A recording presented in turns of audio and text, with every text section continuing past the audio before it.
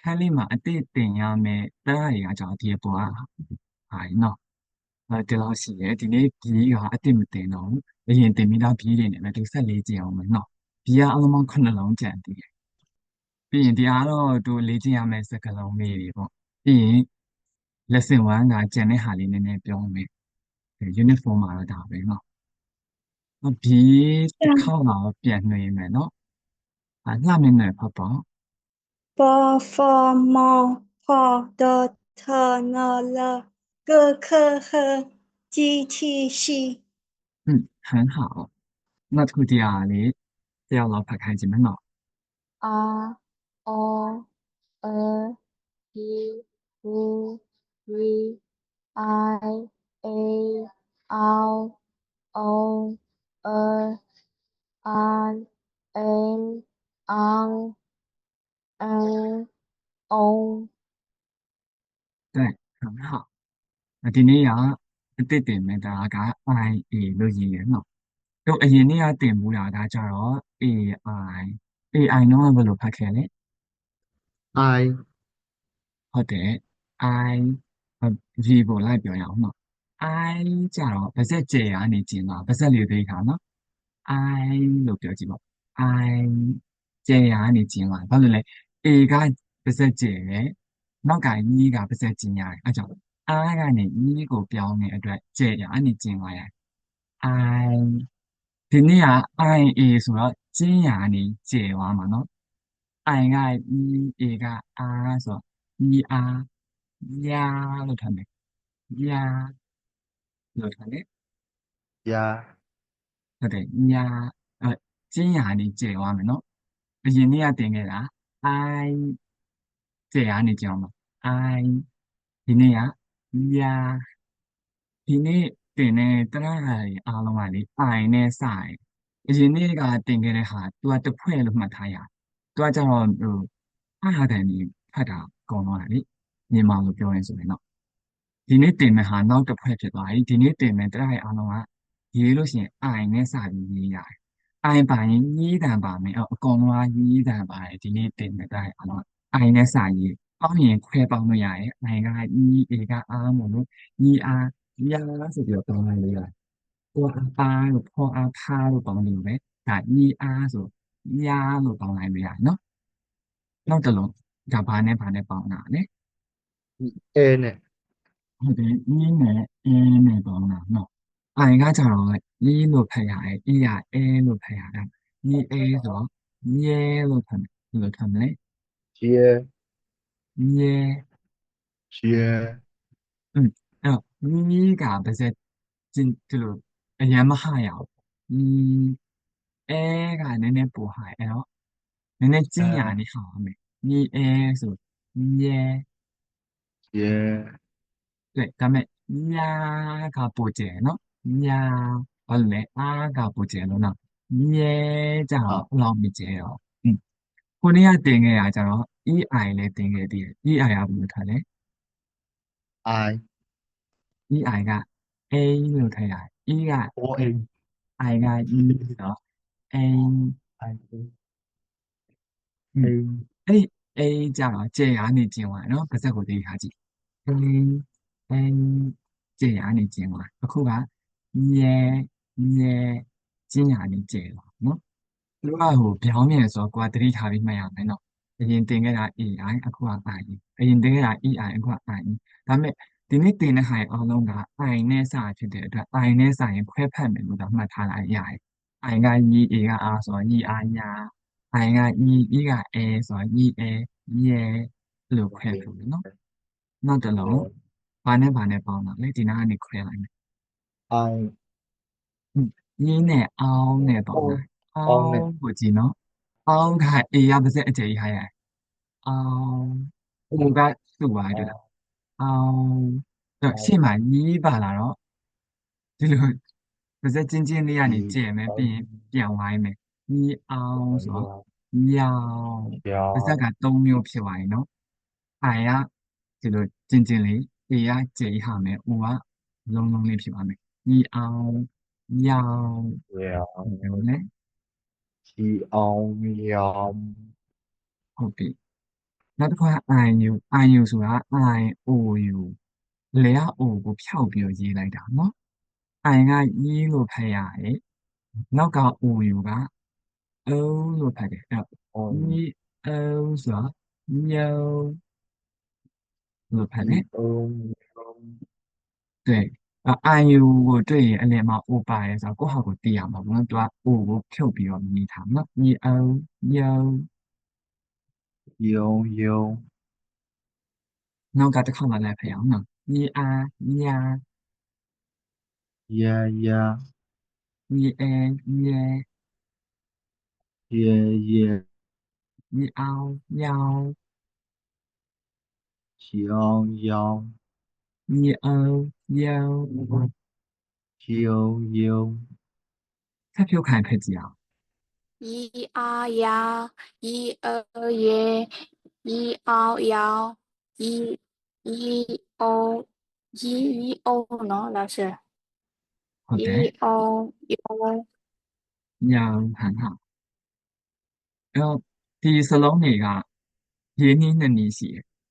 ဒီတရားတွေကလေခုနကရေးဦးရေးမှာရင်းနှီးနှစ်နည်းရှိတယ်လို့ပဲเนาะ performer ရေးတွေနဲ့လာပေါင်းရင် I တို့ U တို့ U အပေါ်မှာအစလေးနှစ်ဆက်တင်ရေးရတယ် performer ပေါင်းတာမရှိဘူးဆိုရင် YIWU ဆိုပြီးရေးရတယ်ဒီမှာလည်းအတိုင်းပဲတခြားပြည့်ရင်လည်းပေါင်းရင်သူ I လို့ရေးပြရမယ်เนาะ IA တို့ IE IAO IU လို့ရေးရတယ်တခြားပြေးတွေလာမပေါင်းရလို့ပဲရေးချင်တယ်ဆိုရင်ဒီအပေါ်ကလို့မရေးရအောင်ဒီအောက်ကလို့မျိုးရေးပေးရမယ်เนาะတခြားပြေးတွေလာမပေါင်းရင်ရဲလို့ရေးချင်တယ်အပေါ်ကလို့မရေးဘူးအောက်ကလို့ရေးမယ်เนาะတချို့တွေကလည်းသူ့ကိုဒီကအသေးပေါ့ဒါကအကြီးပေါ့ဘယ်လိုလဲဆိုတော့အင်္ဂလိပ်စာမှာလေ A အကြီးရှိတယ် A အသေးရှိတယ်ရင်းနှီးနှစ်နည်းရှိတယ်လို့ပေါ့ဒါအဲ့တဘောပဲဒါကတော့ရအသေးပေါ့ဒါရအကြီးပေါ့အဲ့လိုမျိုးမှတ်ချင်တယ်မှတ်လို့ရတယ်เนาะ一啊呀，一耶，一凹摇，一欧有。对很好ဒီဟာရင်းနှီးနှစ်နည်းလုံးမှတ်ခဲ့အောင်เนาะပေါင်းရင်ရင်းနှီးတစ်မျိုးမပေါင်းရင်ရင်းနှီးတစ်မျိုးလေ့တူပြောပါအောင်ဒါဘာနဲ့ဘာနဲ့ပေါင်းတာလဲ一安烟，ဟုတ်တယ် E နဲ့ N နဲ့ပေါင်းတာ N ကအရင်နေ့ကထွက်တယ်လို့ပဲ AN ကို N လို့ထွက်ခဲ့ရှာခောက်တယ်အဲ့တော့ EN ဆို Yan လို့ထွက်မယ်အဲ့ရှိမှာ E တန်ထည့်လိုက်ပြီးသွားရင်နော် EN Yan 一安烟，တဲ့နောက်တစ်လုံးက IN ဆိုတာ IEN နော် E ကိုဖြုတ်ပြီးတော့ရေးလိုက်တာနော်အပြည့်စုံကတော့ IEN ပေါ့ E ကိုမထည့်ဘဲနဲ့ရေးတယ်သူကအဲ့တော့ E နဲ့ N နဲ့ပေါင်းတာနော် EN ဆိုတော့ in လို့ထပ်မယ် in လို့ထပ်音မယ်อืมဘာ音နဲ့တူလဲဆိုတော့သူ YIN ရင်ဆိုပြီးတော့ပေါင်းတယ်ဟာမြန်မာနာမည်ပေါင်းလေအဲ့ဒီရင်ဆိုတဲ့အတိုင်းထိုင်နေစင်တယ်နော် yin 音很好နောက်တစ်ခုဘာနဲ့ပေါင်းတာလဲ一安烟，mi နဲ့ on ဒီတစ်ခါ on က ng ဆိုတော့ပါဇက်ကြစ်ကြစ်ဟာမယ်ရှောင်းနောက်ဆုံးမယ်ဟာလားငါးတန်ထွားမယ် on 安mi 一 on ဆို安တော့ 烟，yang 对အဲ့တော့အရင်တစ်ခေါက်က AN နဲ့ ANG ကွာတယ်လို့ပဲเนาะ IAN နဲ့ ING ကလည်းအဲ့လိုပဲကွာတယ်เนาะ IAN ဆိုရင်ရှာခောက်မယ် yan IANG ဆိုရင်ရှာနောက်ဆုံးမယ်ပါဇက်ကြစ်ကြစ်ဟာမယ် yang နောက်တစ်ခုဒီ IN နဲ့ ING နဲ့အဲ့သဘောတရားပဲเนาะ IN ဆိုရင်ရှာထောက်မယ် yin ING ဆို音ရင်ရှာကိုနောက်ဆုတ်လိုက်မယ်ပါဇက်ကြစ်ကြစ်ဟာမယ် yin 音对下好နောက်ဆုတ်ထားမယ်เนาะ yin 音很好နောက်တစ်ခု I နဲ့ ONG နဲ့เนาะ 一 I က欧ကြတော့用ဒီ ONG อ่ะ对一 on 一用လို့ထား一မယ် 欧用 NG တန်ပါရ用မယ်ဆိုတော့စောနာလိုပဲရှာအောင်နောက်ဆုံးမယ်ရှာနောက်ဆုံးမယ်用เนาะပါစက်ကြေဟာမယ်一 on 用用ပါစက်ကြေဆိုပေမဲ့လည်းနှခမ်းကြောင်စုထားရတယ်เนาะ一 on 用ရှာပဲနောက်ဆုံးလိုက်တစ်ခါ用လည်းဖယ်အောင်เนาะ yan 烟 yin 音 yang 央 yin 音用用很好သူလည်းပဲစောနာလိုပဲနော်ရေးနည်းနှစ်နည်းရှိမယ်တခြားပြည်နဲ့ပေါင်းရင် I လို့ရေးမယ်တခြားပြည်နဲ့မပေါင်းရင် Y လို့ရေးမယ်နော် Y E L Y I L Y A N G Y I N G Y O N G နော်မော်ဖတ်ပါတရားဘယ်လိုဖတ်မလဲ大龙帮表扬吗？那老师，ဟုတ်အဆင်ပြေတယ်လို့ဖတ်လို့ရတယ်好，老师，啊，怎么帮到呢？香香香香熊ယုံဟုတ်နော်စောနာလေးလာခဲ့တာလည်းမယ်ရေးနေနဲ့ပေါင်းကြည့်မယ်နော်ဒီဆုံးဒီရာတာဘယ်လိုလဲမှမပေါင်းရင် I A လို့မရေးတော့ Y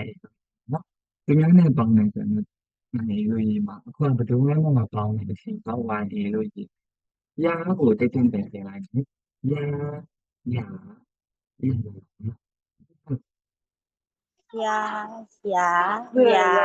呀，乐意啊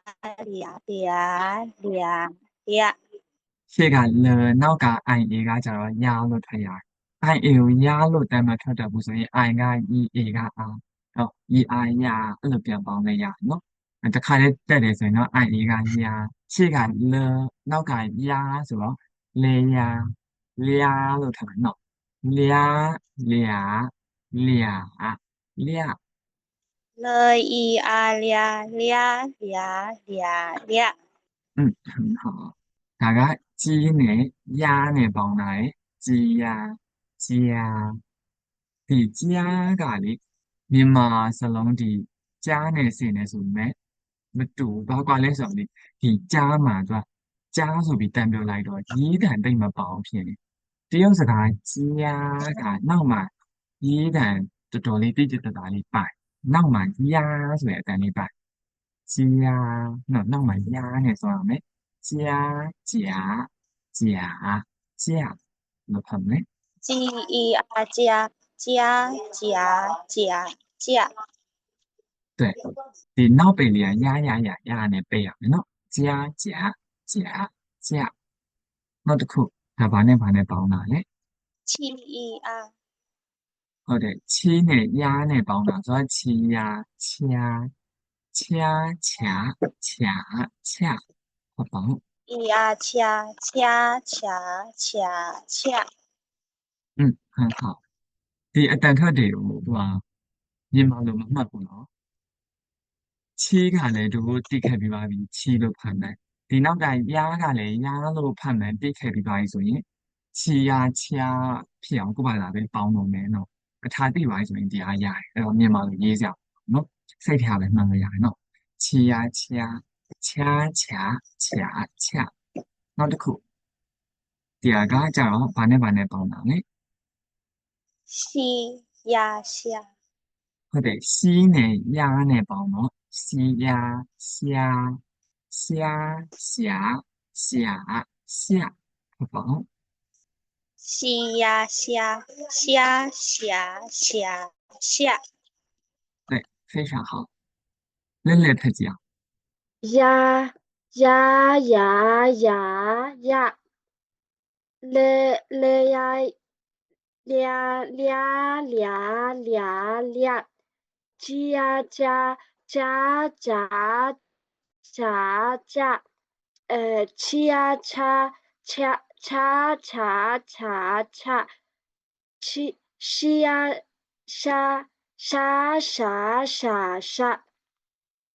很好ဖတ်တာတော့ဟိုအခြေခံအဖြစ်မှန်တယ်နော်ဒီနောက်မှာနည်းနည်းဘာလိုပါလဲဆိုအစတစ်ခေါက်ဖတ်ပေါင်းလိုက်ရှင်ပါလေချီယာဆိုပြီးတော့ထားလိုက်အဲ့လေကမှန်တယ်ရာတန်ပါချီယာ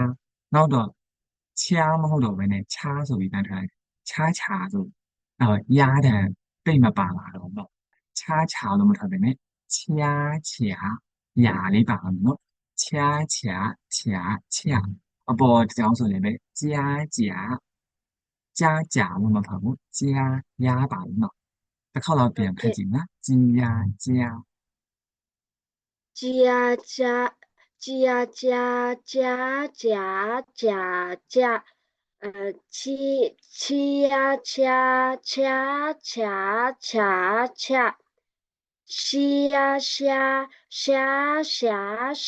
下，对အခုတစ်ခါ3ချောင်းလုံးမှန်တယ်နော်ရတာပါသွားတယ်တဲ့နားထောင်နေရဲ့အကြောင်းသားရောသတိထားမိလားမသိဘူးနော်သူများဖတ်ရင်လည်းကိုကသတိထားတတ်ရမယ်နော်အဲ့မှာကိုဖတ်တဲ့အခါလည်းပါမပါဆိုတာသိနော်ဟုတ်အဲ့တော့ဟိုတကယ်လို့ရပါမပါသိပြီးနားမထောင်တတ်သေးဘူးဆိုဒီနေ့တခြားကျောင်းသားတွေဖတ်နေခြင်းကို view ဆိုင်ပြီးနားထောင်လိုက်ပါတော့ရှယ်ကတူဖတ်လာမလို့ပါသွားရင်မပါပါအောင်ဆိုရင်အော်ငါနားထောင်တာမှန်တယ်မမှန်ဘူးသိရအောင်နော်ဒီနေ့ကတော့ရင်းနဲ့ပေါင်းနဲ့တရဟိုင်းကြီးပဲဖြစ်တဲ့အတွက်အလုံးတိုင်းမှာရာဆိုရင်အတန်ပါရမယ်ရာဆိုရင်အတန်မပါတဲ့အလုံးတစ်လုံးမှမရှိဘူးเนาะဘာလို့လဲဆိုတော့အကုန်လုံးကကြီးတွေပါလို့เนาะနောက်တစ်ခုကြည့်အောင် I E ကဘယ်လိုထမ်းလဲ I E E ရဲလို့ထမ်းတယ်ဒီအောက်က Y E ရအောင်ဘယ်လိုထမ်းလဲ 耶ရဲပဲเนาะဘယ်သူနဲ့မှမပေါင်းတော့ Y E လို့ရေးရတယ်ရဲကိုတက်ကြတယ်တင်လိုက်မယ်လိုက်ပြောရအောင်เนาะရဲရဲရဲရဲ 耶，ဟုတ်ပြီဒါဘာနဲ့ပေါင်းတာလဲ波耶别ဟုတ်တယ်ပေါ်နဲ့ရင်းနဲ့ပေါင်းတော့ပေါ်ရဲဆိုရဲရဲရဲရဲပြည့်别，ဟုတ်ပြီဒါပေါ်နဲ့ရင်းနဲ့ပေါင်းမယ်ပေါ်ရဲဖြဲ耶ဖြဲ呸ဖြဲဖြဲဖြဲ撇撇နောက်တစ်ခုမောရဲမြဲမြဲ咩မြဲမြဲမြဲ哦耶咩，ဒီဟာကတဲနဲ့ရဲနဲ့ပေါင်းမယ်တဲရဲပြဲပြဲပြဲပြဲပြဲ爹，嗯，第二个天爷切切切切切，贴，很好。没读太讲了的呀，耶耶耶耶，别一对，波耶耶波耶别别别耶别耶，波耶撇撇撇撇撇，摩耶咩咩咩咩咩，得耶得得得得得，难了。得一旦不罢了，一旦罢是得耶耶耶路他们对，耶耶耶耶耶，耶耶耶。那就酷。贴贴贴贴贴贴贴，对，而且侬话都提了没有拍开有人呢，第呢一呢帮那，大不都拍开啊嘞？的对，အဲ့တော့ဖတ်ခဲ့တာတဲ的အခုကတဲရဲဖြစ်သွားပြီနော်တဲရဲဆိုတော့ရဲ耶ရဲ耶耶ဒီတော့ကြာနော်တဲတဲတဲနော်的很好စူးထုံးဖတ်ရအောင်နော်ဒီဘက်ကကိုဟာကိုကောင်းကြည့်အောင်နော်ဘယ်လိုပေါင်းလဲ耶捏捏捏捏捏，了耶咧咧咧咧咧，鸡耶接接接接接，七耶切切切切切。细叶谢，非常好慢點နော်အဲ့ဒါဆက်သွားရအောင်နော်ဒီဟာဘယ်လိုဖတ်မလဲ哎呀，人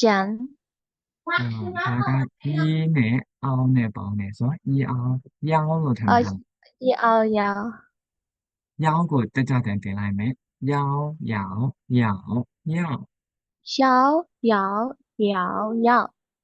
ဒါကဘာနဲ့ပေါင်းတာလဲ不要标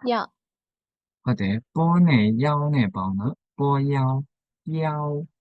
အဲ့မှာသတိထားမှာဘာလဲဆိုတော့တရားဆိုပြီးတော့မထွက်ဘူး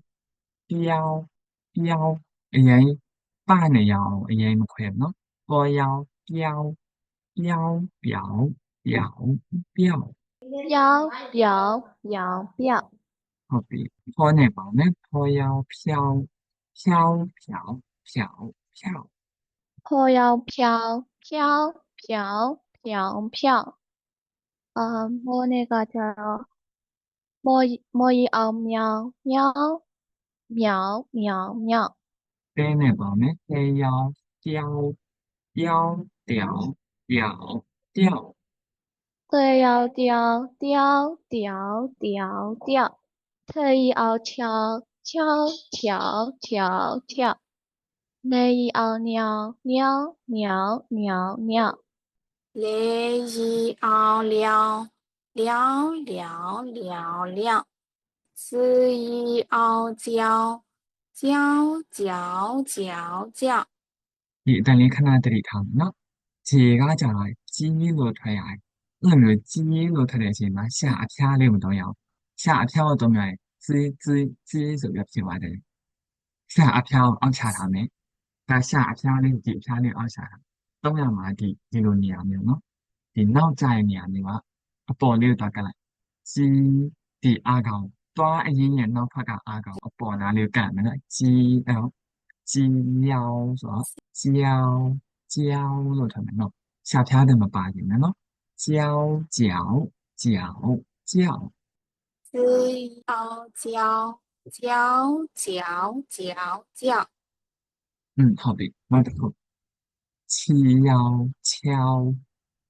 西奥笑笑笑笑笑， ရှာဖျားသုံးမိနေလားလို့ကိုခံစားကြည့်ပါဦးကိုပြောလိုက်တဲ့အချိန်မှာချီရောက်ချောင်းချောင်းချောင်းချောင်းချောင်း啊，老师你係有講你考嘅等於標咯，ဟုတ်ပြီအခုဟာကြတော့ရကောင်းတဲ့ခောက်တွေမပြီးအောင်မဟုတ်ဘူးအခုဟာကြတော့ဒီရှာရဲ့ဒီလိုနောက်နာလေးကိုတောင်းရမယ်ဟောဒီလိုရှာထိတ်လေးကိုတောင်းမိတယ်ဒီရှာထိတ်လေးကိုမတောင်းရှာထိတ်လေးကိုဒီလိုလေးပဲအောက်လေးကိုပဲချထားမယ်ဒီရှာနောက်နာလေးကိုတောင်းအောင်အခုကျဆောဟုတ်ပြီချရောရှာရောကွာစဆိုပြီးတော့ထပ်မိတာတော့မသိဘူးဟာအခုကျစတန်ပါနေရှာဒီအဖျားကိုတောင်းလိုက်တော့ဆောဆိုပြီးဖြစ်သွားအမှန်ကချောချောင်းတို့ဆောဖြစ်အောင်ဒါပေမဲ့ကိုကရှာဒီလိုအဖျားလေးကိုတောင်းလိုက်ဆောဆိုပြီးဖြစ်သွားရောအဲ့ကြောင့်ဒီထိတ်ကိုမတုံးရအောင်လို့ပြောတယ်နော်ပြန်ပြောကြည့်နော်ချီယောချောင်း四一奥笑ဟုတ်ပြီချောင်းချောင်း笑笑，နောက်တစ်လုံးအောင်ဘယ်လိုဖတ်မလဲ四一奥笑笑笑笑笑，ဟုတ်ပြီဒီအောက်ဆုံးတစ်ချောင်းကပို့ပြီးတယ်လို့ပဲအပေါ်ကတစ်ချောင်းခံနော်အပေါ်တစ်ချောင်းကနည်းနည်းတိတ်မပြီးသေးဘူးနော်ဒီဟာလေဒီသုံးလုံးကဘောနော်ဘယ်လိုခွဲမလဲဆိုတော့အရင်ဆုံးတော့ခွဲနည်းကိုသိရမယ်ရှာရဲ့နေရာပေါ့ရှာကိုဘယ်လိုထားမှာလဲအပေါ်တင်မှာလားအောက်ရှာမှာလားပြီးစနာမှာလားဖျားလေးကိုသုံးမှာလားအလေနောက်သုံးမှာလားအဲ့ဒါကိုကနောက်ပြီးလေ့ကျင့်အောင်လေကွာဒီလား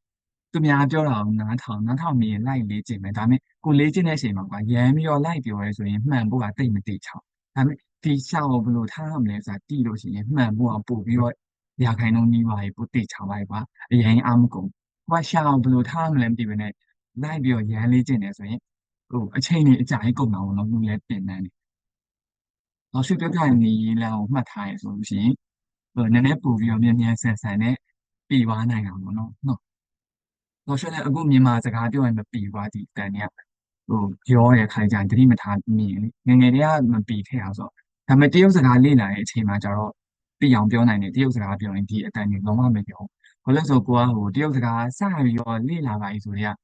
ပြပြတတ်တာပဲလေ့ကျင့်ပြီးတော့ပြပြတတ်တာပဲပြောခဲ့ရဆိုပြီးအောင်ပြောနိုင်တယ်မြန်မာစကားပြောရင်ကြောင့်ပြီးအောင်မပြောနိုင်ဘူးဘာလို့လဲဆိုတော့အကျင့်အရန်ပါလာတယ်တေချာတတိထိုင်တော့လေပြီးရတတိမထားဘဲနဲ့လွတ်စပဲပြောလိုက်ရင်တော့ပြီးဟုတ်လို့ပါရှိတော့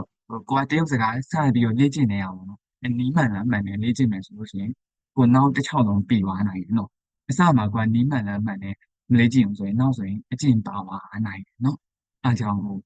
ဖြစ်နိုင်တယ်ဆိုရင်တော့နေရာရှာအောင်ဘယ်လိုထားရလဲအဲ့ဒီနေရာလေးမှန်မယ်ပြီးလို့ရှိရင်အတိုင်းနည်းနည်းများများလေးလေ့ကျင့်မယ်နော်အဲ့ဆိုရင်တစ်ပတ်နှစ်ပတ်တော့မဟုတ်တစ်လနှစ်လအတွင်းမှာပြီးသွားနိုင်တယ်နော်ဟုတ်ပြီ ဒီG7C가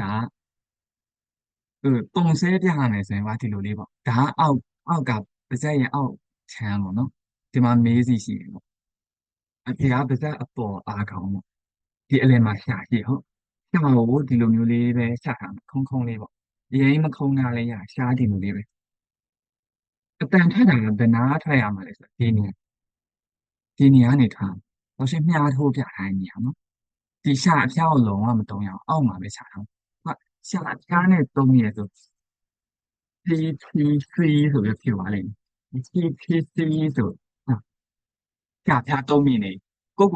တေချာလေးအယုံဆိုင်ပြီးတော့တတိထားကြည့်မယ်ကိုယ့်ရဲ့ရှာလေးကိုငါအဖျားလေးတုံးမိနေလား CTC ခံစားကြည့်ပေါ့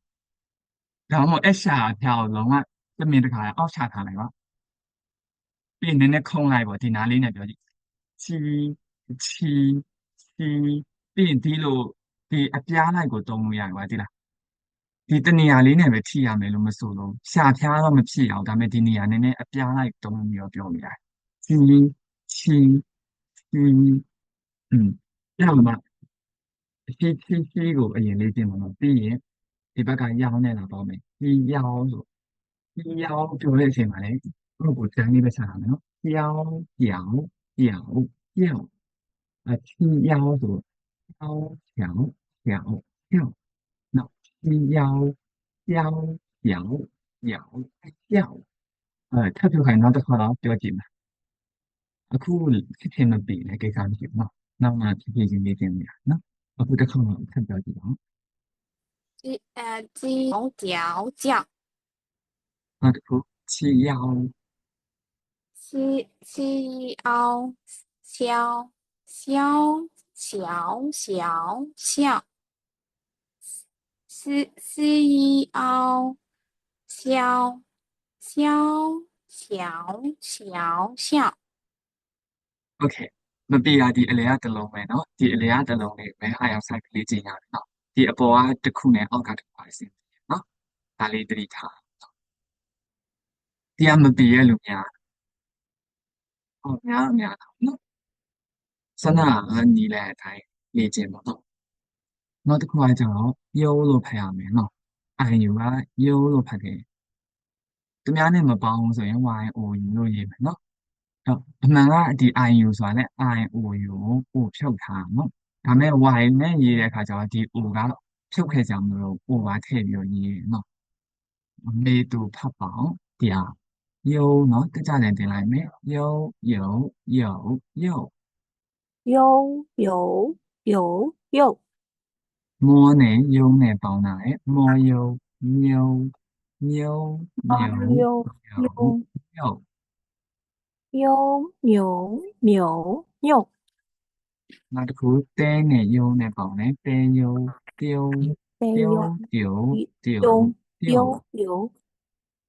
tiêu tiêu tiểu tiểu tiểu နောက်တစ်ခုကိုပါတာဖတ်ကြည့်နော်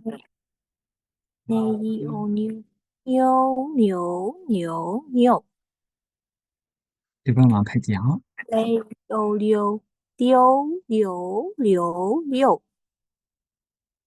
ီဟာဘယ်လိုဖတ်မလဲနောက်တစ်ခုနောက်တစ်ခု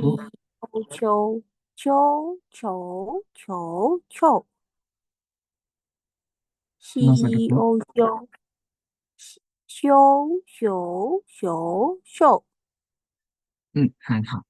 看见到ဖတ်ကြည့်အောင်နော်ဒီဟာ用用用用，莫用用用用用用，得用丢丢丢丢丢，能用用。Sorry。ဟုတ်ခဏလေးနော် sorry ပါထည့်လိုက်နောက်မှလေးပိတ်တဲ့အတန်ပါနေဒီလားနှာအတန်ပါနေဒီအန်တို့အန်ကြီးတို့နဲ့စုံရင်ထွက်တဲ့အတန်နဲ့တူနေတာလေးသိလားအန်ဆိုလို့ရှိရင်ကွာအန်ဟာလား AN ကြီးဆိုအောင်ဆိုရင် ON ကြီးဆိုထွက်တယ်ဟာဒီမြုံမြုံကိုနောက်ကပိတ်တဲ့အတန်ပါရင်ဘယ်လိုဖြစ်ပါလဲဆိုမြုံမြုံအဲ့လိုဖြစ်သွားမြုံမြုံလို့ဖတ်တယ်အဲ့ဒါမှားတာနော်မှန်တာကကြတော့မြုံမြုံမြုံ哦，喵。ဖြစ်မယ် မြုံ မြုံ โอ ဆို เค ပြီးတော့ဒီနောက်ကဗာလေငါအတန်နဲ့မပိတ်လိုက်ရအောင်အတန်က ဟုတ် အပွင့်မယ်နော်ဖွင့်တာက မြုံမြုံမြုံမြုံโอเค မြုံမြုံမြုံ မြုံ နောက်က မြုံ ဘာနဲ့ဆုံးမလဲဆိုတော့ပါးစပ်လေးကိုဒီလိုလေးဖြစ်သွားမယ်ရှာကဘယ်လိုလဲဒီတိုင်းပဲဒီဆွမ်းနာလို့မြုံ မြုံ ဖြစ်သွားတယ်ဆိုတာရှာကိုဒီလိုကွာတတိမထားမိပဲနဲ့နောက်ဆုံးမိသွားကိုကတော့တမင်စုပ်တာမဟုတ်ဘူးဒါပေမဲ့မတိမတာနောက်ဆုံးမိသွားတယ်ဒါမှမဟုတ်ဒီဟာလေးကခုံးပြီးတော့အပေါ်တက်သွားတာအပေါ်တက်တော့ဒီနားမှာတော့ပိတ်လိုက်အောင်မှာပိတ်တော့ငါးတန်ထောက်ပါရောအဲ့တော့ဘယ်လိုလုပ်အောင်လဲဆိုတော့ရှာအောင်လုံးဝမလုပ်ဘူးတိုင်လေးပဲအောက်မှာသဘောကကြကြလေးပေါ့သူ့ဘာဆိုဘာမှမလုပ်အပေါ်လည်းမမြောင်ကွေးလည်းမကွေးဘူးတိုင်းလေးပဲထားထားမယ်ကိုလောက်အောင်မှာနှာခမ်းလေးကိုစုလိုက်မှာမြုံ အဲ့တော့နောက်ဆုံးမှာဝူးဆိုရင်အတန်နဲ့ဆောင်းရမယ်။ဘာလို့လဲဆိုတော့ယူကဝူးတန်ထွက်ရအောင်။ယူကဝူ ဟုတ် းတန်ထွက်တော့မြုံ ဟို ဝူးတန်နဲ့ဆောင်းရမယ်နော်။မြုံမြုံမြုံ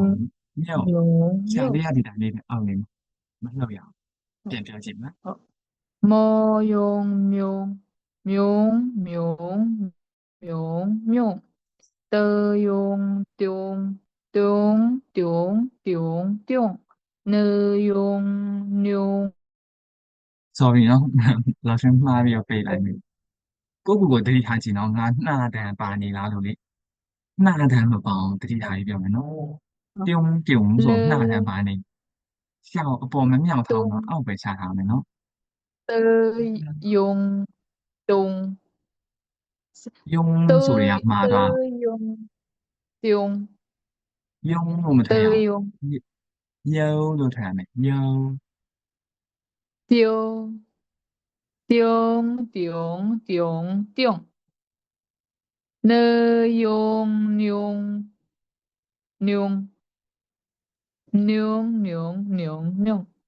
ကိုယ့်ကိုယ်သတိထားကြည့်ပိတ်မိသွားတယ်လို့ထင်လားလေကိုနှာတယ်နဲ့ပိတ်လိုက်မိတယ်လို့ထင်လားကိုယ့်ကိုယ် နည်းနည်းခက်တယ်ကျွန်မခံစားတယ် ဟုတ်ရှာကိုအောက်ချထားမယ်ရှာကိုအပေါ်ပင့်လိုက်မိလားဆိုတာတေချာလေးသတိထားကြည့်နော်ကိုယ့်ကိုယ်ရှာကိုအပေါ်တော့မပင့်နဲ့အောက်သွားနေတန်းနေပေါ့အောက်လေးမှာပဲချတာအပေါ်မတက်ပါစေနော်ဟုတ်နောက်တစ်ခုဆက်ပြကြအောင်လားလေယုံလေယုံ လေယုံလျုံလျုံလျုံလျုံလျုံ ဟုတ် จี ပြီနည်းနည်းအဆင်ပြေလား ယုံကျုံကျုံကျုံကျုံကျုံ ဟုတ်ပြီ 西庸熊熊熊熊熊西庸熊熊熊熊熊 ဒီခိုင်စင်တော်ဖတ်တာလေဘာရဲ့အတန်ဖတ်နဲ့တူလဲဆိုတော့ SIONG ဆိုတဲ့အတန်မျိုးဖြစ်သွားတယ် 哦 O 可以可以 ONG ကကြောင့် on လို့ထည့်ရလေ I ကကြတော့ยี on ဆိုယုံမှာအဲ့စီယုံဆိုယုံအဲ့လိုကွာရှုံရှုံရှုံရှုံလို့ထည့်လိုက် 用 IONG ဖြစ်သွားပြီအခုကကြတော့ I ယူဆိုတော့ရှုံရှုံရှုံရှုံ 用哦နည်းနည်းအတန်နည်းနည်းဝင်မှာပေါ့အထဲထဲကိုအဲ့လိုမျိုး ဟုတ်လားဖက်ကြည့်ပါဦးစမ်းမြေ အဲ့လိုဆို西庸熊熊熊熊熊ကျမအတန်ကပဲနည်းနည်းအောနေရလားမသိဘူး ဟုတ်အော်ရာနဲ့မဆိုင်ဘူးအဲ့ဒီဟာอืมရှောင်းအောက်ချတာ 西庸西庸 ယုံ 西庸熊 ဒီဟာအဓိကဘာမကွဲရလဲဆိုတော့ OU နဲ့ ONG နဲ့မကွဲရအဲ့ဟာလေ့ကျင့်ရမယ်အရင်ရက်တုန်းက OU ကကြောင့်အခန်း2မှာတင်ခဲ့တယ် ONG ကကြောင့်အခန်း3မှာတင်ခဲ့ဒီ OU နဲ့ ONG ကိုကွဲအောင်ပြောနိုင်တယ် OU ကကြတော့အာအုံ OU က OU ကအုံဟိုဟာအုံ O ဟွာ O အုံ ဟုတ်တယ် အုံ အခုပြောရမှာ OU တန်နဲ့ပြောရမှာ ONG အတန်နဲ့ပြောရမှာမဟုတ် ONG နဲ့တူနေရနော်စောနာကပြောတာကြာလေအမှန် OU နဲ့တူတာပေါ့နော်အဲ့ဆိုရင်ရတာဒီ OU နဲ့ ONG ကိုဖတ်ပြကြည့်ပါ အုံ OU ကအုံအုံ ONG ကအုံအုံ ONG ကအုံ OU ကကြာ အုံအဲ့ဟာဘယ်တော့ OU ကကြတော့အုံလက်ခံအဲ့လိုနည်းနည်းအဝိုင်းစုတာမဟုတ်လားအုံ OU ကကြာဘယ်လိုလဲဆိုတော့လေ O ဆိုရင်အတန်တိလား အမှန်တော့အိုးလို့ပြောလိုက်ပြီးရင် အိုး မူလို့ပြောလိုက်အိုးသူ့ကလာပြီး အိုး ဒီလေ အို ကိုပေါ့နော် း ကာစီးထားတာလုံးဝမရှိဘူးသူကရှာထောက်လိုက်တယ်ဆိုရှာနဲ့လေကိုပိတ်လိုက်တာကွာရှာဖျားနဲ့လေကိုသွားပိတ်လိုက်တာတို့ရှာအရင်နဲ့လေကိုသွားပိတ်လာကြဘူးအဲ့လိုမျိုးရှိတယ်အိုးလို့ပြောကြည့်လုံးဝလာပြီးတော့ပိတ်တာတစ်ခုမှမရှိဘူးကွာအာကောင်တို့ရှာတို့တွားတို့ဘာလို့မှမပိတ်နေဘူးအိုးလေကလွတ်လွတ်လပ်လပ်ထွက်လို့ရ အိုးအိုး ဆိုလေလေကလွတ်လွတ်လပ်လပ်ပဲကွာထွက်လို့ရတယ်အဲ့တော့အဲ့နှစ်ခုကိုတွဲလိုက်တော့အိုးဆိုလေလွတ်လွတ်လပ်လပ်ပဲ အို လေ း ဂျာထဲမှာပိတ်ထားကာထားတစ်ခုမှမရှိဘူးအဲ့လိုအဲ့လိုမျိုးလေက အိုး လုံးဝ အို လွတ်လွတ်လးပ်လပ်ထွက်လို့ရတယ် อืม ဒီလိုကွာအုံးပြောလိုက်လေကမလွတ်လပ်တော့ဒီလေကိုလာပြီးတော့စုလိုက်တာတော့ပိတ်လိုက်တာတော့ကာလိုက်တာတော့အဲ့လိုမျိုးဖြစ်သွားတယ်အုံးလို့အဲ့ဆိုလေကိုကာလိုက်တယ်လို့ခံ အိုး စားအုံးပေါ့ခံစားရတယ်နော်လေကိုဒီထဲမှာလေ ဟုတ် ပိတ်လိုက်တာလေအုံးကြတော့မပိတ်ဘူးဒါရဒိုးယူပါ အို ဘောနော် း ပွင့်မယ် အိုး ချီ ဟုတ်တယ် အိုးရှိုးရှို ဟုတ်တယ်မှန် း ပါပြီ ရှိုးရှိုးရှိုးရှိုး okay ဟုတ်တယ် okay အဲ့ဆိုလို့ရှိရင်အထဲထဲမှာလုံးဝအဲ့လိုမျိုး free ဘာမှအဲ့လိုမျိုးလှုပ်ရှားမလို့ ဟုတ်တ အဲ့ ယ် လိုမျိုးပေါ့ ဟုတ်တယ်ဟုတ်တယ်အဲ့လိုနော် ဟုတ်ကျေးဇူးပါ တော်သေးတယ်ရပါတယ်နော် ဟုတ် အဲ့ဆိုရင်ကျန်တဲ့တွေလည်းရပြီနော်နောက်တစ်ခုသွားလိုက်တော့နော်ဒီဟာဘာနဲ့ပေါင်းတာလဲ 一安阳 ဟုတ်တယ် and တခြား yeah လည်းတင်လိုက်မယ်နော်ရန်ရန်ရန်ညံ့ 阳阳阳阳 ပေါ်နဲ့ရန်နဲ့ပေါင်းမယ်ပေါ်ရန်ပြန်ပြန် 阳 ပြန်ပြန်ပြန် 波阳边边边边边 ဒီဟာဘယ်လိုပေါင်းမလဲ 波也偏 ဟုတ်တယ် 横横横 ဒီမှာပေါ်ရန်ပြန်လို့ဖတ်ခဲ့ရဆိုပြန်ပြန်ပြန် 偏 ပြန် 偏偏 ဒီဟာဘယ်လိုပေါင်းမလဲ 毛也面面面面面 နောက်တစ်ခုတေရန်ပြန် 噔噔噔噔噔 တန်းဆိုရင် I မပါတော့ဘူးသူအရင်ရက်ကဖတ်ခဲ့တာ G နဲ့ AN နဲ့ပေါင်းတော့ G ကကျတော့တလို့ဖတ်တယ် AN က N လို့ဖတ်တယ်တဲ N ဆိုတာတန်းဟာတန်းတန်းတန်းတန်းဒီနေ့ကတော့ရေးပါသွားပြီရေးပါတော့ရန်လို့ဖတ်ရမယ်ဟုတ်တဲရန်ဆိုတော့ပြန်လို့ထပ်မယ်နော်ပြန်ပြန်ပြန်边ပြန်ခကြအောင် 对边叮叮叮叮 နောက်တစ်လုံးဘယ်လိုပေါင်းမလဲ 天天天天天天 好ဒီဘက်က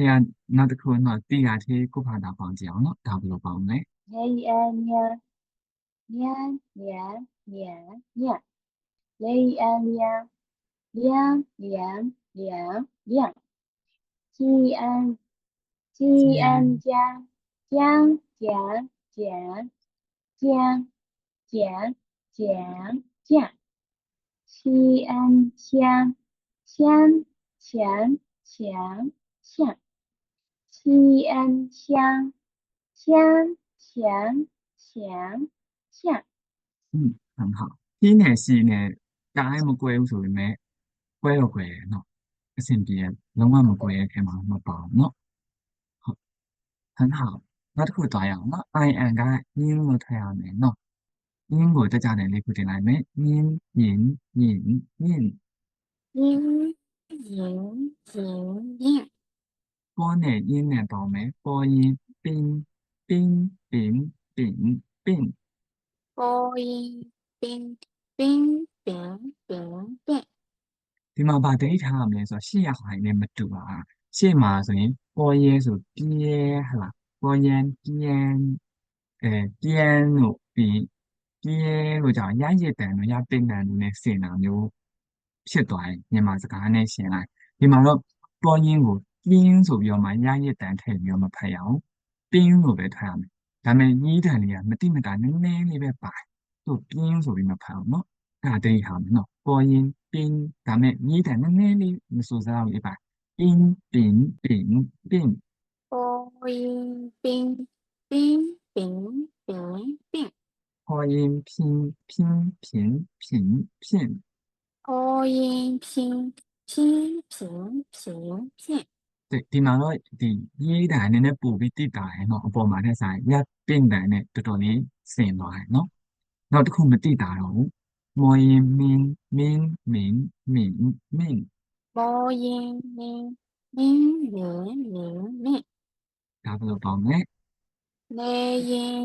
音音音音音，很好默默泡宝那我是偏偏偏偏，播音边边边边边，播音偏偏偏偏偏，播音面面面面面，来音念念念念念，了音铃铃铃铃铃，接接音尖尖尖尖尖，气音尖尖尖尖尖，吸音线线线线线。非常好အဆင်ပြေနော်နောက်တစ်ခုကြည့်အောင် ing က yang yang လို့ထားမယ်နော် yang ကိုတက်ကြတယ်တင်လိုက်မယ် yang yang yang yang 样样样样，နဲနဲ့ yang နဲ့ပေါင်းမယ် né yang nyang nyang nyang nyang nyang 那样样样样样样， လဲနဲ့ yang နဲ့ပေါင်းနော်လဲ yang liang liang liang liang liang 连连连连连连， ဟုတ်ပြီဒီတန်ကြံနေခဲ့နော်အန်တန်မဲထွက်တယ်အန်တန်ဆိုတွန်နာတန်ဖြစ်လာလေဒီအားလေတို့မြန်မာလူမျိုးတွေအားလုံးလို့တရုတ်စာလေးလာမြန်မာလူမျိုးတိုင်းကြုံတွေ့ရတဲ့ပြဿနာပေါ့နော်ဒီကြီးတန်ကြင်ကြံနေခဲ့လျောင်းဆိုလျန်းလို့ပဲပြောလိုက်နေရမျိုးအများကြီးဖြစ်တယ်တော့ရှိကိုယ်တိုင်တရုတ်စာစပြီးခါစားဆိုပို့ပြီးဖြစ်တာပေါ့နော်လျန်းလျန်းလျန်းလျန်းလို့ပဲပြောလိုက်နေအမှန်နော်လျောင်းလျောင်းလျောင်းလျောင်းလို့ပြောတယ်ရှောင်းနောက်ဆုတ်ပြီးတော့မှငှက်တယ်ပေါ့ပြောရမှာနော်ပြန်ပြောကြလဲယောင်းလျောင်း连连连连连连连， တွေ့ကိုကမတက်လို့လားဆိုမဟုတ်ဘူးဒါပေမဲ့တတိမထားမိရနေကြံခဲ့ရောမေတတိအမြဲတမ်းထားနေရအဲ့တော့မှဟိုဒီအတန်ထွက်အမှန်ကိုရတာနော်အစပိုင်းမှာလေနောက်ဆိုရင်တော့ကိုကအကျင့်ရပါတယ်ဆိုရင်တော့လေတတိမထားလဲနှံသွားနိုင်တယ်ဒါပေမဲ့အစပိုင်းမှာတော့တတိမထားမိရဲ့လူတိုင်းကြံတယ်နော်အားကြောင့်ဒီတန်တွေ့ရဆိုရင်ကိုကတတိလေးထားပြီးတော့ထည့်ပြောရမယ်နော်နောက်တစ်ချောင်းကိုဟာကိုပေါင်းကြအောင်နော်ပြန်ဘယ်လိုပေါင်းလဲ 西安江江江，西安乡乡乡乡乡， အန်တန်ဖြစ်သွားတယ်အန်ဂျီတာမဟုတ်တော့ပြန်ပြောကြအောင် 那个西安乡乡乡乡，ရှောင်းနောက်ဆုံးလိုက်လားချမ်းငါတယ်ပြန်ချမ်းချောင်းချောင်းချမ်း 西安乡乡乡乡乡， အခုတစ်ခေါက်မှန်တယ်နော်စောနာငါတယ်ဖြစ်သွားတယ်အခုကငါတယ်ဖြစ်တယ်နော်နောက်တစ်ခုသတိထားပြီးတော့ပြောကြည့်နော်新阳香西安乡乡乡乡乡，对很好ဒီအောက်ဆုံးတစ်ခုအပြီးဆုံးပဲနော်မှန်တယ်နော်စစူးထုံးဖတ်ပါအောင် 一昂扬扬扬扬扬，呢一昂扬扬扬扬扬，了一昂亮亮亮亮亮，鸡一样将将将将将，气一样枪枪枪枪枪，西一样香香香香香。很不错哦好下一个 ing ကရင်းလို့ထားမယ်နော်စန ing ကရင်းငါတယ်ဖြစ်တယ်အခု ing ကရင်းငါတယ်ထားမယ်နော်ရင်းရင်းရင်းရင်း金金金金，对ဒါလည်းပဲ ng တန်ဆိုတော့ငါတယ်ပေါင်းတတိထားပြီးပြောမယ်ရှာနောက်ဆိုပြီးတော့ပြောမယ်နော်ပေါ်ရင်ပင်းပင်းပင်း丙病播音冰冰冰冰冰，破音拼拼平平聘播音冰冰冰冰冰冰，末音明明明明明播音明明明明明，低音叮叮叮叮叮播音叮叮叮叮叮，很好。阅读拍榜音引引引，播音边边边边边，ဒီမှာရရဲ့တိုင်တိတတာမပါရအောင်နော်ပြင်းလို့မပါဘူးပေါ်ရင်ပြင်းဆိုရတယ်ပြင်းလို့ဆိုရတယ်နော်ဟုတ်တယ်冰冰冰冰冰，播音拼拼拼拼拼，播音min min min min min，低音叮叮叮叮叮， ဒီမှာလေရရဲ့တန်မပါဆိုရင်ဒီဘီပေါ်ရင်ပြင်းရှိမယ်တဲရင်တင်းရှိမယ်နော်ပေါ်ရင်ပြင်းကတော့နည်းနည်းပါတယ်မော်ရင်မြင်းလည်းနည်းနည်းပါတယ်နော်ဒီနှစ်ကြောင်းကအမှန်ချစ်ချစ်အားဟာနည်းနည်းပါတယ်拼平平平明明明နော်这是个课堂目标。冰冰冰冰冰冰冰冰，老师那么第四楼呢？明我看呀，明明对，好的第四下来对比到一说哪进来的？鸡安做不做出来？尖尖好了，烟的看下没？尖，尖所以他们说尖尖尖尖，好的，底下看明啊，就底下的尖明。尖建明明我睇下对，李牛油呢？李建明李建明很好啊，老师那边帮得来呢，建明我睇下呢。叫面读拍榜，老师没帮别人，我还冇帮讲听音听，听听听听听听，基因经晶晶晶晶晶晶，那都可清清清清清清，星星星星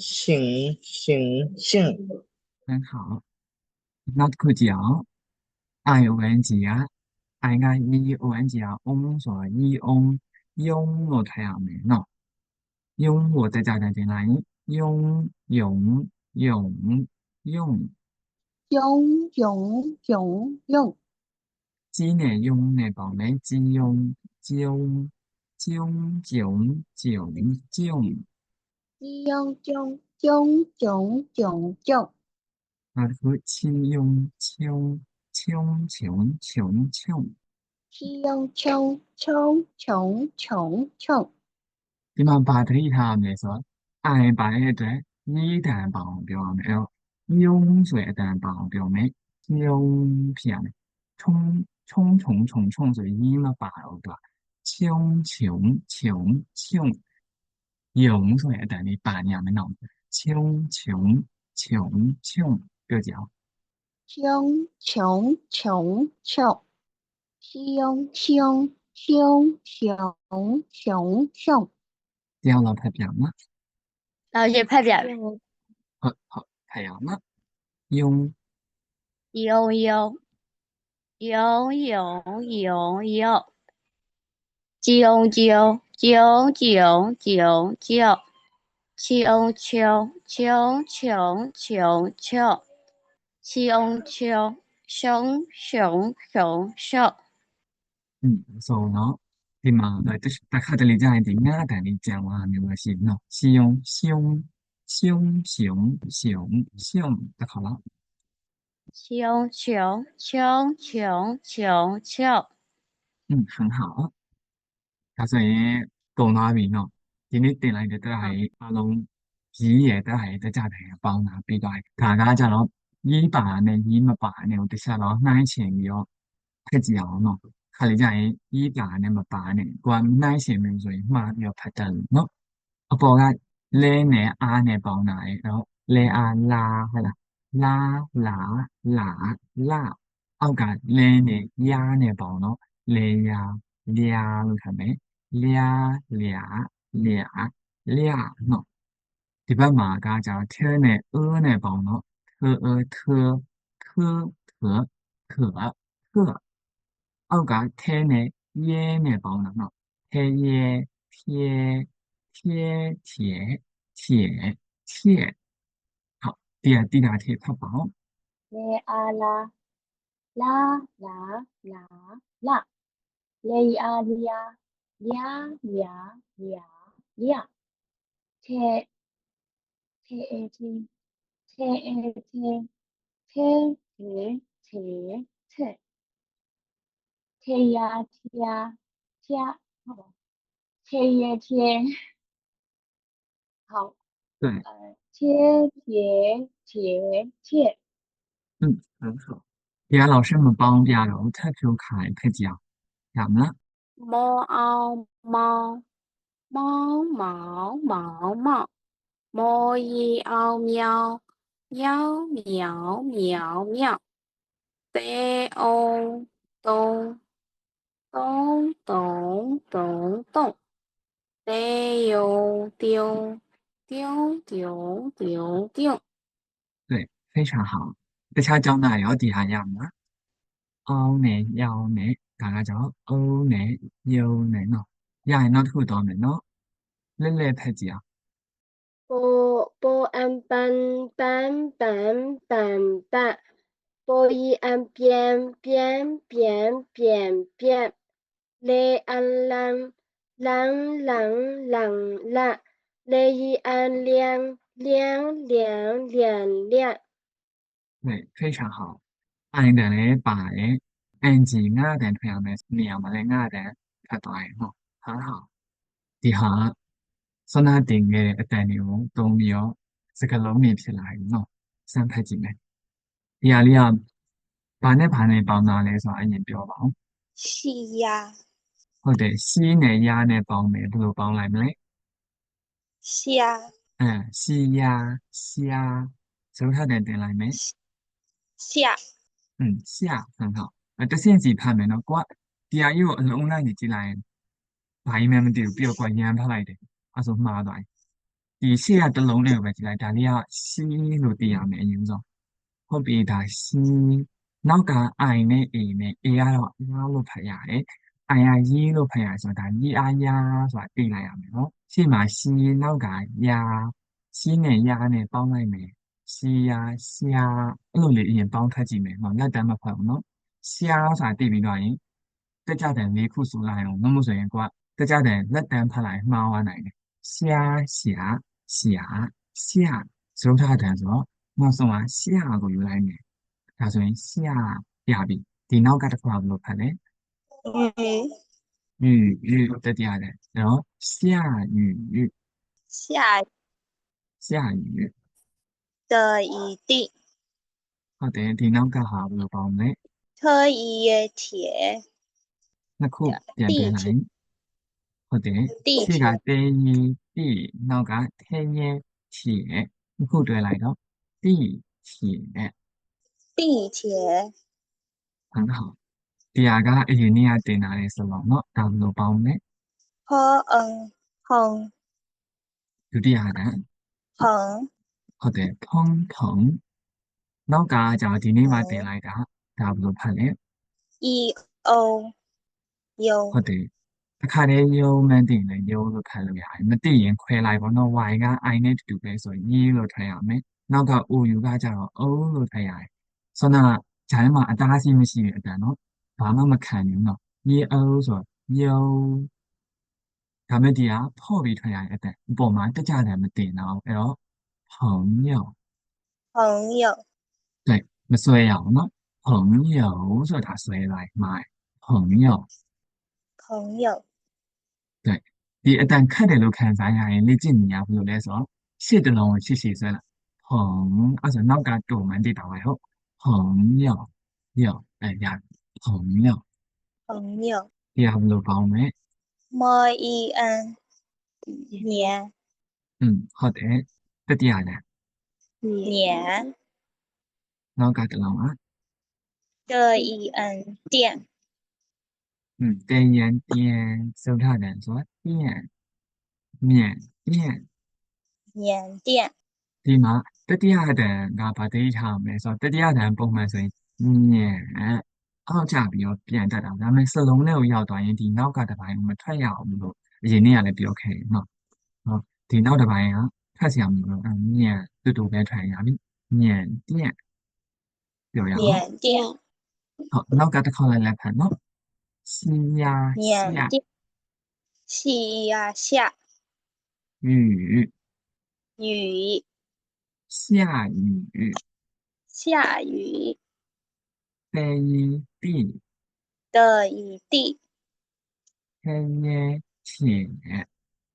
特一铁，地铁地铁，坡恩朋破恩朋，友一欧优，朋友朋友，莫言年莫一安年飞言店的缅甸，缅甸缅甸，很好ကျော်မင်းထွန်းဖတ်ကြည့်အောင် စလုံးပေါင်းပြအောင် စလုံးပေါင်းရင်ပိုကောင်းတယ်ပေါင်းပြီးတော့ဖတ်ကြည့်အောင်လားစီယာရှာပြီးတော့မှရှာအဲ့လိုပြန်လုပ်လည်းရတယ်နော် ချီယာချာချီယာချချီချီရီချာယူ ဒီကတခါတည်းဖတ်လိုက်လို့ရတယ်雨雨下雨下雨下雨နောက်တစ်လုံး 飞也飞飞也贴 တရားဘယ်လိုဖတ်လဲဒီရယ်အိုင်ရယ်ဆိုတော့ 飞也飞地 ဟုတ်တယ်တေရီတိ 地贴 ခဲနဲ့နောက်ကပါနဲ့လေ 贴贴也贴 ဟုတ်တယ်တတိယတန် 地铁地铁地铁坡安康铁欧优朋友朋友朋友没烟年的烟店缅甸ဟုတ်ပြီ缅甸တစ်ခေါက်လိုက်ဖတ်ပါအောင်နော်下雨下雨地铁地铁朋友朋友缅甸缅甸很好နောက်ထပ်လေးလုံးတော့ကြည့်အောင်နော်တရားဘယ်လိုပေါင်းလဲ 新新呢yan年新年很好နောက်တစ်လုံး 破样漂了样脸漂亮很好下一个个啊个好的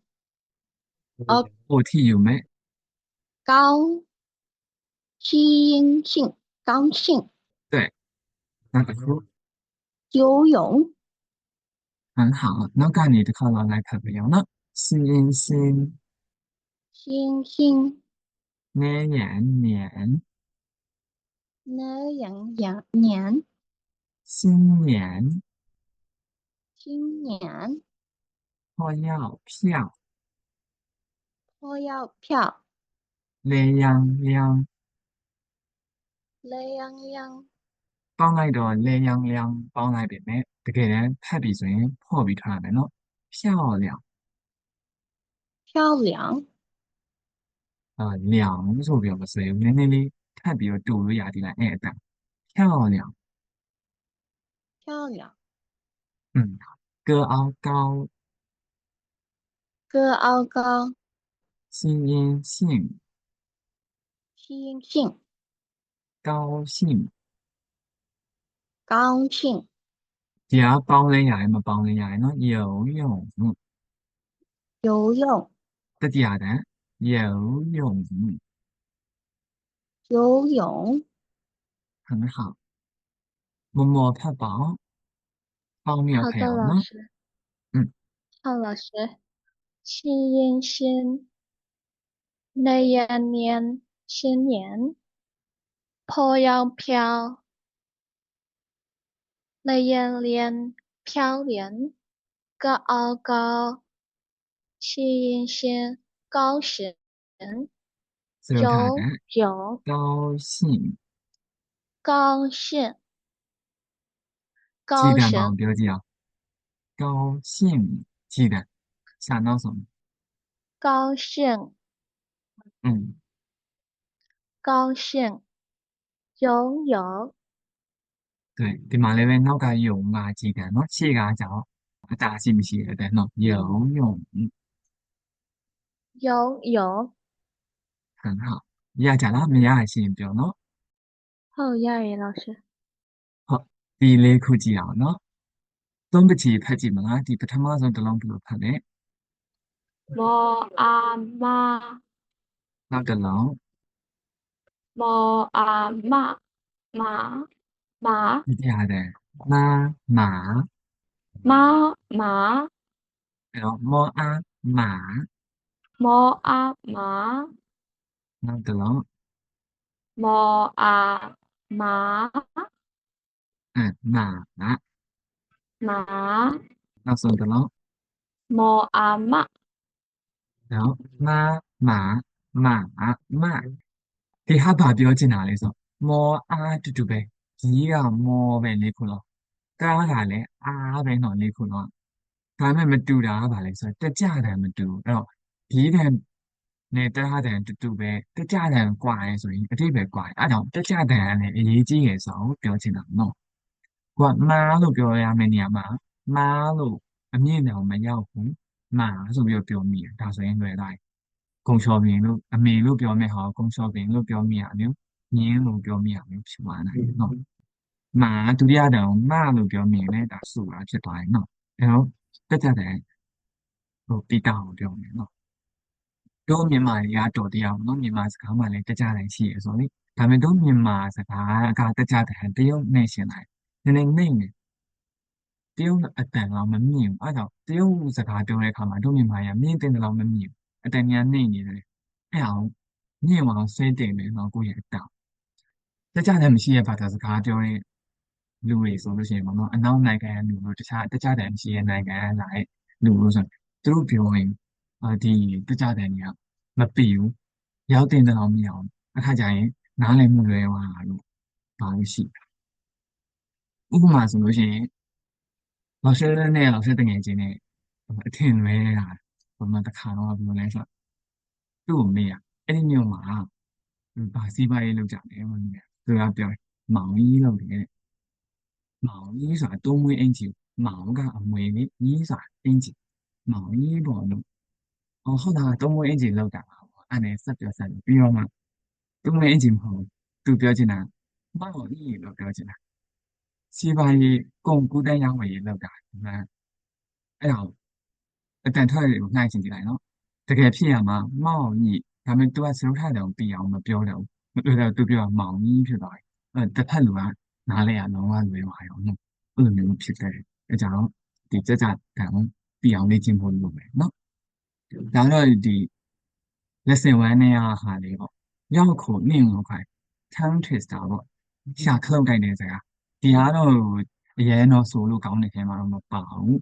တယောက်လာလိုက်ပြီးတော့ဖတ်ကြည့်အောင်နောက်ကနေဒီအလင်ကအတန်ထွက်တွေကလည်းမတင်ရသေးဘူးဆိုတော့ဒီလိုပဲအကြားနဲ့ပဲခဏလောက်မှတ်လိုက်ကိုတကယ်တင်ဖူးတာကြတော့ဒီမာလို့ပါလို့ပဲပါတရားနော်မာကြုံမာ妈咒马，我放马我放马，马吃马马吃马，妈妈马妈妈马，妈种马妈咒马，我放马我放马，马吃马马吃马，妈妈马妈妈马，ပထမတည်းမားကပါလေစောနာပြောခဲ့妈阿妹不要 အတိတ်ပဲအမေဟုတ်တယ်ဒုတိယတန်မာဆိုရင်အတိတ်ပဲရပါလိမ့်မှတ်မိတယ်လား 供小饼， ဖုံလျှော်ပြီးနော်ကြုံစာစိုက်ပြောရအောင်ပြောမာကြုံမာအမေကကုံလျှော်ပြီးကိုစိုက်တယ်နော်အဲ့ဒါကိုမာကြုံမာဆိုကုံလျှော်ပြီးကအမေကိုစိုက်တယ်ဖြစ်သွားတယ်နော်我放马ဒီတတိယတန်မာကကြတော့ဗာလဲမှတ်မိလားမြင်းနော်မာတတိယတန်ဆိုမြင်း放马ဆိုတာနွားကြောင်းတာတို့စိတ်ကြောင်းတာတို့လိုမျိုးပဲမြင်းကိုကြောင်းမြင်းကြောင်းတာပေါ့အစာကျွေးဖို့အတွက်我放马ဒါမြင်းကြောင်းတယ်နော်နောက်တစ်ခု马吃马吃ကစားတာ马မြင်းကစားတာဘာလို့လဲ马အဲ့ဒီခုံချော်ပြီးတော့မြင်းကစားလိုက်တယ်马မ马မအမေကမဆိုတယ်ဆဲတယ်မမြင်းကိုဆိုတယ်ဆဲအတိတ်ပဲနော်ဒီနေရာမှာကိုကမမပြီးရင်မြင်းကအမေကိုဆိုတာတော့ဒီလိုမျိုးဖြစ်သွားနိုင်တယ်နော်အတန်ဖိုင်လေးဖွင့်ပြမယ်မိုက်ပေပြီးတော့နောက်ကခောက်လိုက်ပြောကြည့်နော်ဒီနောက်က妈种马，我放马，马吃马，妈骂马。妈种马，我放马，马吃马，妈骂马。ကိုယ်နာထဲမှာဒီမာမလေးခုပါပေါ့နော်ကွဲလာကိုကိုနားထောင်နေရှင်မကွဲဘူးလို့ထင်ဒါလေးကိုထပ်တယ်လည်းနားဟောက်ခြင်းမရတယ်ဟောတတိယတန်ဆိုနေမှာလားဘုရားဖြစ်သွားတယ်ဒုတိယတန်ဆိုရင်ရောဘာဖြစ်သွားလဲပေါ့ဒီအတန်ဖိုင်လေးလည်းတော့ဖြစ်ပို့ပေးထားတဲ့မှာလည်းရှိတယ်ဆိုတော့နည်းနည်းအခောက်ရည်များများလေးနားထောင်ကြည့်ပထမတန်ဆိုသူကဘယ်လောက်မြင့်လဲဒုတိယတန်ဆိုဘယ်လိုတက်သွားတာလဲနော်တတိယတန်ရောဘယ်လိုမျိုးလေးနေနေရလဲအဲ့လိုမျိုးသတိထားပြီးတော့နားထောင်ကြည့်နော်ဒါကကြောင့် workbook ထဲမှာပါရဟာနော်老师对米的单ထွက်တွေပဲတစ်ချက်လောက်ပြန်ပြီးတော့စစ်ကြည့်မယ်เนาะရလားလို့ယေရနာရှိလား哦，是吧？是。ဟုတ်ကဲ့ဒီဘက်ကလေးချောင်းဖတ်ပြပါ么哦么么么么么哦哦呜呜呜呜呜呜的一滴滴滴滴滴他哦他奥淘淘淘淘淘很好မြင့်မြတ်တူရောရှိလားဟုတ်ဒီဘက်ကလေးချောင်းဖတ်ပြပါလေအိုလေအိုလျုံလျုံလျုံလျုံလျုံဒီမှာအိုင်မှာပါအောင်ဆိုရင်လေလျောလို့မပါဘူးเนาะဘယ်လိုဖတ်မလဲလုံးလေလေအို အိုး လုံး ပဲဆိုတော့လုံးလို့ပဲဖတ်ရမယ်တွေ့လေအိုးလုံး လေအိုလုံးလုံးလုံးလုံးလုံးဟဲအာဟန်ဟန်ဟန်ဟန်ဟန်ပေါ်အပေါ်အန်ဟန်ဟန်ဟန်ဟန်ဟန်ကဲအန်ကဲအန်ကန်ကန်ကန်ကန်对非常好ဒီအောက်က3ချောင်းလုံးဖတ်တော့အဆင်ပြေเนาะဂျီတန်လည်းပါတယ်အင်းတန်လည်းမှတ်တယ်เนาะအဲ့ဆို老师တို့ဒီနေ့ကဒီလောက်ပါတယ်เนาะအားလုံးဆင်းလို့ရပါပြီเนาะ林老师再谢谢见，老师老师再见。再见老师再见不客气好的同学再见。再见啊再见，晚安。晚安